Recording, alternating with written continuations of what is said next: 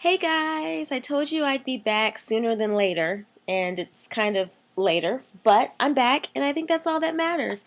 I have a little time right now to talk about this past episode, which was almost a week ago. Sorry, it is what it is. But it's for the Pretty Little Liars episode called Bite Your Tongue. And yeah, I just thought that the show, this, like I said in my previous video, this episode was literally the most suspenseful one out of this entire season because I've honestly been kind of sick and tired of this darn season. It's been getting on my last nerves. But anyway, this is in no particular order. Um, Most of this is from like off the top of my head, so bear with me. Spencer, we'll start with her. She starts taking these prescription pills from that male friend of hers whose name has completely slipped my mind. It doesn't even matter to me anymore. But she's taking these pills so that she can stay up longer, so she can look up clues and try and figure out what Allie was writing in her journal because she took a few pictures with her phone of some of the pages, which was a very, very smart idea. Hannah, she also has a plan. She wants to figure out who was buried, excuse me, I cannot say that word right. Let me try that again. Who was buried, there we go, in Allison's place. And she decides to make a dentist appointment and look at dental records because dental records can tell like a lot more information somehow, whatever. And she does end up getting the pages. However, A comes up and I don't want to use the word gasses her, but it's the gas that they use to make you go to sleep before they do like major surgery on your teeth. And she wakes up, her lip is bleeding, and the pages are gone. And later on in the episode, Spencer goes in and pulls out a piece of paper that A put in Hannah's mouth, and it says, "Dead girls can't smile."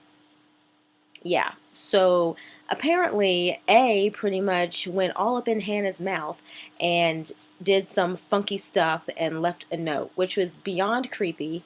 That made me feel uncomfortable personally. Arya, now we're going to get into her situation.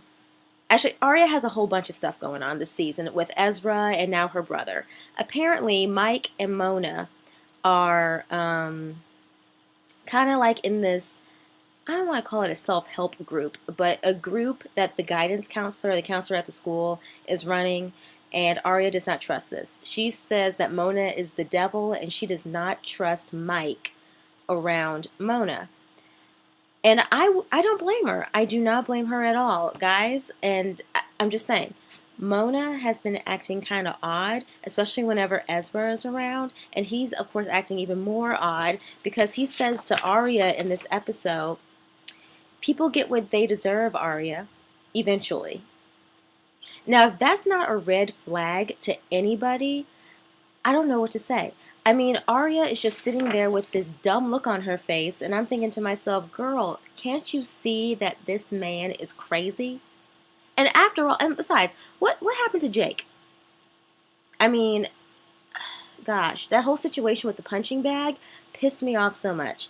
It scared me. I'm thinking to myself, he's punctured his foot. But anyway, I'm backtracking. I am absolutely sorry. But we'll get into Emily next. She almost stabs her dad because she hears somebody, it like sounds like someone's trying to get into the house. Her dad walks down the hallway, opens her door, and she's standing there ready to stab the man. And she's freaked out and she's nervous. And then it's an outside shot of her window, and you see like a handprint near the window. So somebody was there. It's just, that person went away. And like, it's weird because I went through a couple different emotions with Emily's dad throughout this episode. When Emily's dad went to talk to Ezra about her, I got so mad. I was like, do not do that. You can't just go around and trust this man, even though I know it's just a show. And then later on, I felt bad for him because what happened was Emily, she was in the school all by herself, and the lights go out, and the like electricity is acting up, and all this stuff. And then there's this It's in the school. It's in the hallway. It's like this little scroll where they can see like messages go by, and it says "Act normal, bitch." And I'm thinking to myself, that is so creepy. To me, this was the most suspenseful part of the episode with Emily being in the school all by herself. She manages to leave her dad a message, barricades herself in a room, breaks the window. Her dad pretty much Spider-Man's up the wall, or up a pole, technically. Gets Emily out, and this is where I felt bad for him. He collapses. She calls an ambulance because, come to find out, her dad has a heart condition. And now she's worried about other stuff on top of that, and it's just a complete mess. Now, back to Spencer. She finds out something that I feel like slowly we've all like come to figure this out. Ezra is boy shorts. Now, how do we figure that out? From some of the pictures that she took of Allie's journal, Allie writes about someone that she pretty much went on a date with and how he was eating boysenberry pie and drinking beer. Now, she mentions to the boy, that that's a very odd combination, and then they pretty much kiss each other. So Spencer goes to the place. She sees Ezra there. He's eating boysenberry pie. And then later on, Spencer looks at the beer, and it says Boy Shorts Ale. So basically, Ezra is boy shorts. Now, that's not all I wanted to talk about. Tippy! Y'all remember the bird, Tippy? The one that was around Allie all the time and would sing that song, which turned out to be a phone number? Yeah, Tippy is still alive. Aw, I'm sorry. Was I the only one who was really happy when I saw Tippy? I just thought Tippy was absolutely precious. A little creepy, but precious. And that's all I wanted to talk about in this episode. But now, time for my personal thoughts. How I felt about certain situations and how I'm feeling about these characters. Am I the only one who kind of misses Jenna? Am I? I do miss her. I don't know what it is. I know that she's like not the best character, but I actually miss her. I want to see her in the season, like eventually, not just hear about her, but actually see her, see what's going on, and all that other stuff. And I also want to see Jason. I mean, I don't like the fact that Jason is completely MIA because, think about it. Allison's mom, of course, I don't know how I feel about her. I just feel kind of like, meh, indifferent, I guess is the correct word to say about her. But Jason in particular, considering that he is pretty much closer to the girl's age, and he's related to Allie, I just keep thinking to myself, like, something is odd. The fact that the girls know that she is still alive, but he isn't quite in the picture at the moment, that to me is a bit of a red flag. Again, with Mona, I don't trust her. Maybe she's getting close to Mike in order to get information out of him to report back to Ezra.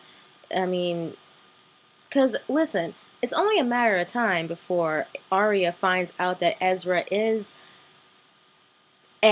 or part of the A team, if there is still an A team, because I'm sorry, for the life of me, I don't believe one person can do all that stuff, okay? And that's just my opinion. No one person can do all that snooping. I'm just saying. I'm also getting kind of tired of only seeing Hannah's mom. I kind of want to see the other parents a little bit more. I mean, of course, we see Emily's dad and we see Spencer's dad, but I kind of want to see some of like the other parents too, and like what their stories are and what's going on with them.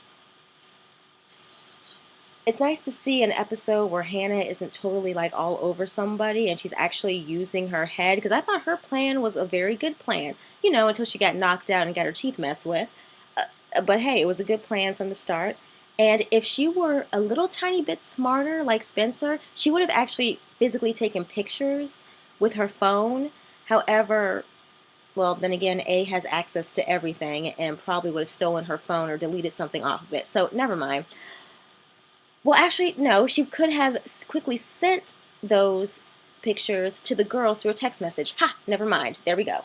I just outsmarted A. See? I could do this too in real life. Not that I would want to, but I could.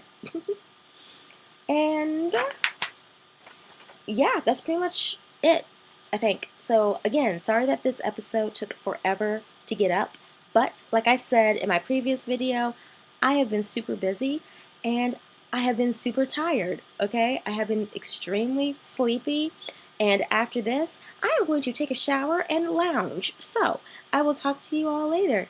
See ya!